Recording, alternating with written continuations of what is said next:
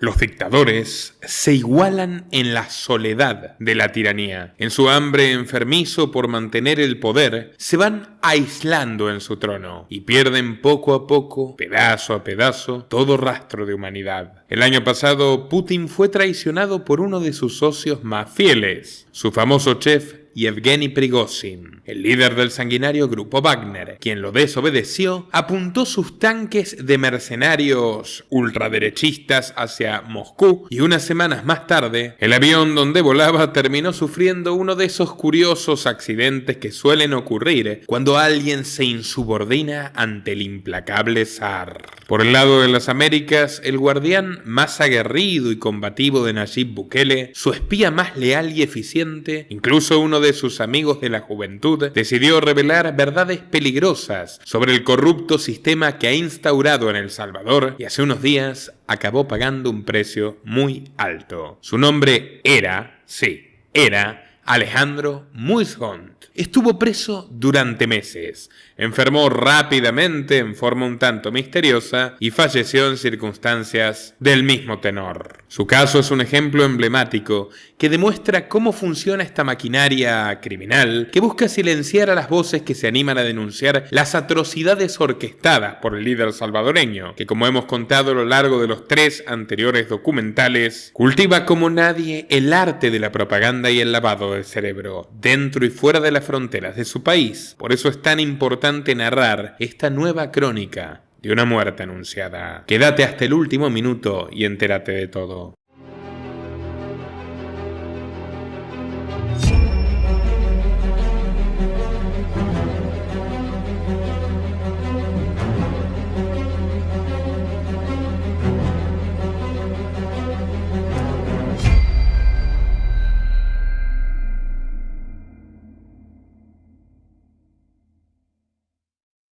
Jorge Alejandro Muizhont nació en San Salvador el 12 de febrero de 1977. Su madre, Patricia Álvarez, contó que desde la adolescencia era amigo íntimo de Nayib Bukele y que muchas veces se reunían en su casa los fines de semana a ver una y otra vez la película Scarface, cara cortada con Al Pacino, y conversaban con fervor sobre los errores que habían llevado a Tony Montana a la desgracia. Luego la vida los separó por unos años, mientras Bukele, joven y acomodado, administraba una de las agencias de su padre y se jactaba por los pasillos de ser un izquierdista radical frente a sus empleados mal pagos. Muizhont recibió su licenciatura en criminología en la prestigiosa Universidad Francesa de Angers, donde aprendió inglés, francés y cosechó un odio casi visceral por el marxismo y una doble vida como delincuente profesional. En 2006, un proceso judicial lo vinculó a una banda de robacarros que dirigía Salvador Chávez Abarca, un salvadoreño que perteneció a una red anticastrista que activaba explosivos sobre hoteles de La Habana y que estaba organizada por Luis Posada Carriles, un ex agente de la CIA abocado al terrorismo que intentó asesinar a Fidel Castro cuando visitó a Allende en Chile. Y no es precisamente que Castro y Allende merezcan absolutamente ningún tipo de deferencia o consideración. El punto es que quienes perdieron la vida fueron civiles inocentes que no tenían nada que ver. Muizhont logró liberarse de ese juicio brindando a cambio información útil sobre las redes de terrorismo de la región, y 2 años más tarde fundó en su país natal una empresa privada de servicios de inteligencia y contrainteligencia que curiosamente se llamaba CENTCOM, tal y como uno de los comandos más importantes del Departamento de Defensa de los Estados Unidos, que participó en operaciones tan diversas y cruciales como la crisis de los rehenes en Irán o la invasión soviética de Afganistán. El salvadoreño logró mantenerse trabajando desde la sombra hasta que una tarde de 2013 se convirtió en un héroe local casi por accidente. Sí, tal como lo oyen. Estaba realizando una misión en un shopping de San Salvador cuando vio que un ladrón arrancaba un celular Nokia de las manos de una mujer. Muizhont entró en cólera. Se salió del protocolo y empezó a correr al ladrón con una máscara, un chaleco antibalas, un rifle AK-47 y una pistola 9 milímetros, que utilizó para dispararle en uno de los tobillos y recuperar el teléfono. Mientras unos oficiales bastante asustados trataban de tomarle los datos a este toro fornido, armado hasta los dientes, unos reporteros se acercaron con sus cámaras para preguntarle por qué lo había hecho, y él, mirando con ojos temerarios a los agentes, contestó: porque la policía y los fiscales de aquí son completamente incompetentes. Su reputación de hombre rudo lo hizo caer en las tentaciones de la política y lo seducieron para unirse a Arena, el principal partido centroderechista y conservador que se oponía al izquierdista y guerrillero Frente Farabundo Martí, que tenía como publicista principal a un tal Nayib Bukele, que acababa de ser electo alcalde de la ciudad de Nuevo Cuscatlán. Moishunt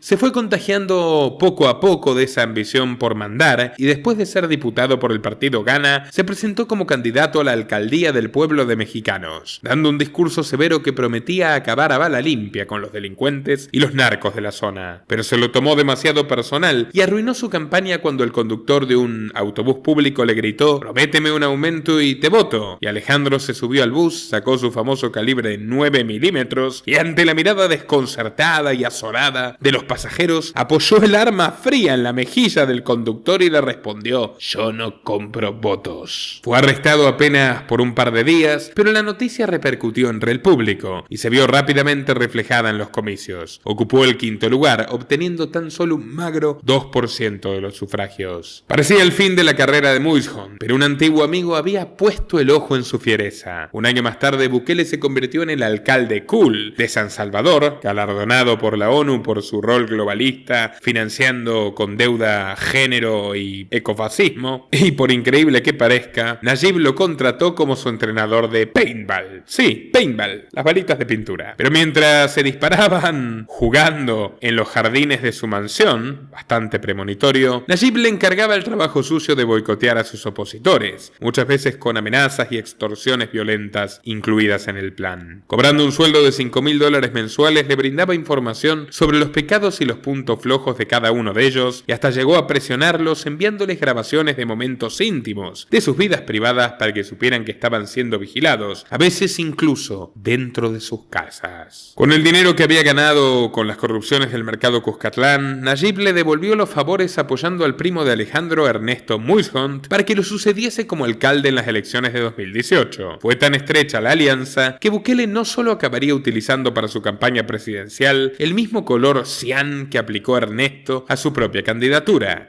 que lo llevó al éxito en marzo de aquel año, sino que además el nuevo alcalde lo acompañaría en un vuelo privado a Nueva York cuando el estrenado presidente salvadoreño fuese a dar su famoso discurso en las Naciones Unidas, donde se sacó una selfie viral. A su regreso le dio a nuestro protagonista el cargo de asesor de seguridad en la Secretaría de la Presidencia. Oficialmente, Alejandro se encargaba de tareas tan ambiguas como proponer las condiciones de acuerdos nacionales en áreas como la seguridad. Pero lo cierto es que en realidad continuaba con su trabajo sucio de inteligencia, como filtrar información personal de la familia del candidato guatemalteco Bernardo Arévalo, un progresista que criticaba al mandato de Bukele en El Salvador. Por Twitter publicó un video íntimo de Arévalo acompañando a su hija vestida de novia en el día de su boda, con comentarios debajo que decían: este es el hombre que traerá la terrible Agenda 2030 y la ideología de género. Curioso viniendo de Bukele, que es punta de lanza en las dos materias y también en el autoritarismo sanitario. Moishunt estaba en la cumbre de su carrera, pero en la primavera de aquel año volvió a aflorar la ira incontenible y junto a su guardaespaldas empezaron una discusión encendida en un estacionamiento junto a dos mujeres a quienes acabaron agrediendo físicamente y rompiéndole los parabrisas de su automóvil. Los machitos corajudos fueron detenidos bajo la acusación de 6 delitos relacionados con el incidente, pero nadie se animó a condenar al asesor de seguridad del presidente. Le concedieron la libertad plena en pocos días y el caso se cerró en forma abrupta. Sin embargo, la relación con Bukele comenzó a pudrirse desde el centro, cuando en mayo de 2021 su primo Ernesto asumió como asesor de la OEA, una molesta organización globalista pero subordinada especialmente a los intereses de Estados Unidos y asociada con el célebre Consejo de Relaciones Exteriores, que busca supervisar básicamente a los gobiernos latinoamericanos. Nayib tomó el gesto como una traición y en menos de 30 días agentes policiales fueron hasta la casa del exalcalde y lo mandaron a la cárcel, por lo mismo que se estaba denunciando al presidente salvadoreño: pactos secretos con los jefes de las pandillas MS-13 y Barrio 18. Esposado frente a las cámaras, Ernesto declaró que era el primer preso político de la era Bukele y solo se lo pudo ver unos meses después, muy deteriorado flaco, débil, pálido, denunciando que en la cárcel lo estaban torturando. Confesó que le habían negado sus medicamentos para la diabetes y que varias veces fue golpeado, atado y fotografiado medio desnudo mientras dormía. El 6 de julio de 2023 cumplió 2 años en prisión sin siquiera haber recibido una condena oficial. Fue un día agridulce para él. El tribunal lo absolvió de 2 delitos, pero lo condenó por unas retenciones salariales cuya deuda en realidad ya había pagado. Estaba menos preocupado por el veredicto del juez que por tratar de hallar una cámara. Cuando encontró la que transmitía su audiencia judicial, le sacó un pedazo de papel a su abogado, escribió algo nervioso, casi frenético, y buscó acercarse al camarógrafo. Quería enviarle un mensaje a su esposa, con la que no había podido contactarse durante meses, porque esa es la suerte que corren los presos inocentes de Nayib Bukele. Gracias por tanto, princesa, con fe de que se hará justicia. Dios está en nuestros corazones, te amo, decía el papel que cayó en el piso mientras el reo forcejeaba con los bravos policías, que lo acabaron llevando a un hospital psiquiátrico de la capital, aislándolo, sin teléfono, sin posibilidad alguna de hablar con su familia, atosigado con sedantes que le hacían tragar a la fuerza. Poco después le llegaría el turno a su primo. El 3 de agosto los medios oficialistas empezaron a lanzar rumores de que Alejandro en realidad era un espía, un informante que había ayudado a exiliarse por la frontera de Punta Cosiguina a Mauricio Funes, el expresidente salvadoreño del Frente Farabundo Martí, el antiguo partido de Bukele, que había malversado unos 351 millones de dólares de presupuesto público y huido hacia Nicaragua bajo el ala protectora de Daniel Ortega, recomendado nuestro súper viral documental sobre Daniel Ortega y el sandinismo nicaragüense. Pero este no era el verdadero motivo por el cual la maquinaria propagandística de la nación se había puesto en contra de este feroz guardián del presidente, ahora caído en desgracia. Unos meses antes, Nayib descubrió por fuentes profundas y formularios que Mulholland había sido contratado por Danny Dalton, un agente de la DEA, la agencia estadounidense del control de drogas, que bajo las órdenes de Joe Biden estaba investigando las tramoyas directamente vinculadas a la familia presidencial con los grandes cárteles de narcotráfico y el tráfico de personas en Centroamérica. Alejandro cumplía su sueño de ser un espía del tío Sam, ofreciendo informes subrepticios sobre los nexos que unían al gobierno con el tráfico de estupefacientes, informes que Dalton le hacía llegar a representantes y senadores norteamericanos que le llegaron a prometer a Mulholland un puesto en el FBI. Bukele lo invitó una tarde a una sesión de paintball con sus camaradas y luego de darle unos precisos balazos de pintura en el pecho, le entregó los documentos que revelaban el espionaje de su amigo. ¿Qué opinas de esto?, le preguntó Nayib. Alejandro perdió la sonrisa al instante. Se puso pálido y casi que no pudo formularle una respuesta. Imagínense la escena. Finalmente negó cualquier tipo de vínculo, pero ya sabía que su futuro estaba sellado. Perdido por perdido, las semanas siguientes empezó a comportarse como un kamikaze. Asumió su destino de mártir y comenzó a utilizar Facebook y Twitter para diseminar todos los datos oscuros que tenía sobre el séquito de bukelianos. Publicó las facturas desmesuradas del secretario presidencial de prensa Ernesto Sanabria, mostrando todos los artículos y prendas de lujo, joyas e incluso el BMW que había comprado de manera sorpresiva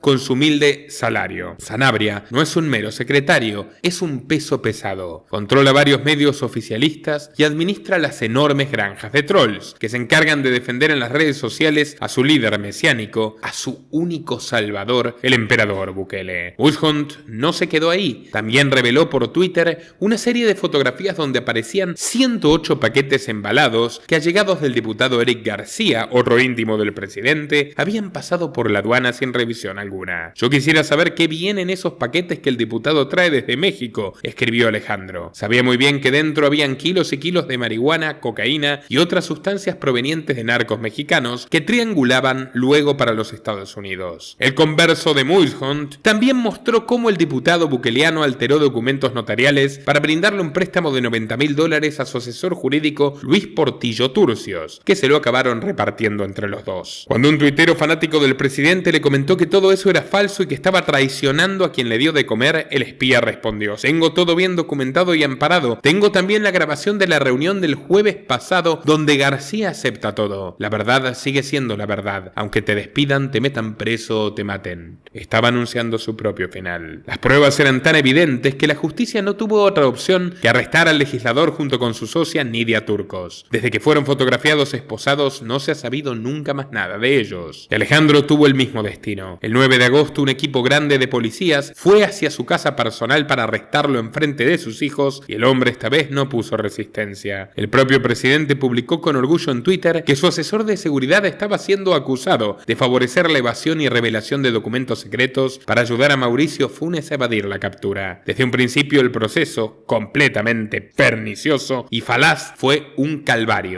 No le permitieron contratar ni a su propio abogado. La fiscalía misma le impuso 3 profesionales asociados al gobierno y cuando lo metieron a la patrulla, su ropa estaba manchada de sangre. Su familia denunció que durante semanas el juzgado sexto se negó a brindarle la información sobre su paradero, hasta que finalmente supieron, por los medios, que había sido hospitalizado por graves dolencias en el centro de emergencias El Nido. Pero no les dejaron verlo. El enfermo fue aislado aún más, rodeado de guardias de seguridad vestidos de civil. El 16 de octubre, apenas 2 meses después de ser arrestado, el Ministerio de Salud informó que Muishont había sufrido un derrame cerebral isquémico y que estaba siendo tratado en el Hospital Saldaña. Fue con este informe frío y escueto que Patricia, su madre, se enteró de la desgracia. Empezó a dar entrevistas en diarios y programas de televisión, rogando desesperadamente que le permitiesen ver a su hijo, pidiendo que por lo menos le dieran una prueba de vida. Incluso logró contactarse con la esposa de Bukele, la primera dama Gabriela Rodríguez, pero esta le contestó que no podía hacer nada. Cuando empezaron a correr los rumores de que el preso estaba muerto, la Fiscalía General publicó un video de estilo propagandístico donde se lo veía a Alejandro sentado, muy flaco, callado, en estado casi catatónico, con los ojos perdidos mirando al vacío. Esa era la prueba de vida que le estaba dando el Estado. Un médico le avisaba en la grabación que había perdido el habla y que no podía caminar sin ayuda. Les suplico, entréguenme a mi hijo, ¿qué daño les puede hacer? Déjenlo ir a casa con su familia y sus perros, y está rodeado de amor y cuidados paliativos, rogó Patricia a través del periódico El Diario de Hoy. Lucrecia Landaverde, abogada de la familia, solicitó a la Corte Suprema que se invocara el habeas corpus y consiguió que le autorizasen una evaluación física y mental. Pero cuando fueron al hospital, el personal le avisó que no tenían ningún expediente médico digital, a diferencia de todo el resto de los pacientes. Raro, rarísimo. El expediente de Alejandro estaba escrito a mano a la vieja usanza, con tachones y borrones. Lo más extraño de todo es que constaban escritos clínicos del 20 de enero de 2023, cuando el paciente aún no se había presentado. Fue como si supiesen que ya iba a ser internado ahí. ¡Qué coincidencia! El expediente registró que le habían realizado una craniotomía porque supuestamente había tenido una infección bacteriana. Unas semanas más tarde, el Hospital Saldaña informó que Muishont fallecía el 7 de febrero a las 20:10 horas a causa de un edema pulmonar. Tenía apenas 46 años y hasta el momento en que lo apresaron nunca había tenido problemas de salud. Recién entonces su madre pudo acercarse a él, pero solo para encontrarse con una escena de espanto. El cuerpo estaba todo magullado, su cabeza se hallaba llena de agujeros, sus ojos estaban dados vuelta y una enorme cicatriz le cruzaba el tórax. La abogada confirmó ante los medios que le extrajeron todos los órganos en una autopsia inmediata, algo muy extraño ya que solo se autoriza cuando la causa de muerte está asociada a un delito. Para colmo, denunció que el hospital no les otorgó una constancia funeraria, ocultaron y desaparecieron todos los registros. No tenían ni un solo papel que nos permitiera acreditar que había fallecido allí o que al menos hubiera tenido alguna atención médica. Tan tiránico es el régimen de Bukele que ningún forense salvadoreño aceptó ser contratado como perito de parte por la familia de Alejandro para inspeccionar al occiso. Landaverde dijo que todos los candidatos le confesaron el mismo miedo a las represalias del mandatario, eventualmente a terminar como su hijo. Así que debieron recurrir a forenses extranjeros que encontraron múltiples lesiones que no correspondían a una muerte natural, como informaron los médicos. Tenía hematomas causados por golpes muy diferentes a los golpes post-mortem, ya que empiezan con un parche rojo que se hace morado. Por el estado del cuerpo, dedujeron también que no falleció el 7 de febrero, como decía el parte oficial, sino 48 horas antes. La abogada aseguró que todo esto indica que es muy probable que el deceso de Muishont fuera premeditado e intencional. Es curioso que el edema pulmonar es el diagnóstico más popular en las autopsias hechas a reos fallecidos durante el régimen de excepción, que Bukele ha renovado en más de 20 ocasiones y que ha llevado a El Salvador a ser el país con el mayor porcentaje de habitantes presos en todo el planeta, incluyendo a cientos de niños y de disidentes que cometieron el delito de opinar o de protestar contra el dictador. El funeral de Muishont se llevó a cabo en Santa Elena el 12 12 de febrero, el día que hubiese cumplido 47 años, mientras el régimen era acusado de haber orquestado un fraude masivo que llegó a Nayib Bukele a ganar con un 84% de cartón pintado. Sorprende que uno de los países que más invierte en tecnología y que tiene un presidente entusiasmado por construir una ciudad Bitcoin haya utilizado un sistema electrónico de conteo electoral tan deficiente, que tardó 4 días enteros en terminar de realizar el escrutinio. Sin dar más explicaciones sobre los errores del proceso, Dora Martínez de Barahona, presidenta del Tribunal Supremo Electoral, avisó en una conferencia de prensa que iban a contar de nuevo el 29% de las urnas de los comicios. Este nuevo conteo no cambió el resultado de las elecciones, pero demuestra el control absoluto que posee Bukele sobre el sistema electoral, sobre los tribunales, sobre las prisiones e incluso sobre los hospitales. Cómplices todos en la muerte de quien fue uno de sus mejores amigos y que acabó siendo otra de sus víctimas. Parece que Nayib aprendió de los errores de Tony Montana. Los invito a compartir este video en todas sus redes y grupos para que la farsa bukeliana se caiga a pedazos y a contribuir con el periodismo libre a partir de $3 vía patreon.com/Nicolás Moraz. Quienes nos apoyen en patreon.com/Nicolás Moraz desde $5 mensuales tienen acceso a contenido exclusivo para mecenas que ya no está disponible para todo el público. También pueden apoyar a la causa a través de la opción unirse de YouTube, de Bitcoin a través de la descripción o el comentario fijado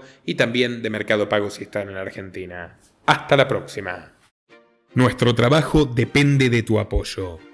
Para que siga siendo posible, realiza tu aporte desde tan solo $3 por mes a través de Patreon, en los enlaces que figuran en la descripción o en el comentario fijado. También podés hacerlo vía Bitcoin o desde la opción Unirte de YouTube. Y si estás en Argentina, elegí el medio de pago de tu preferencia a través de Mercado Pago.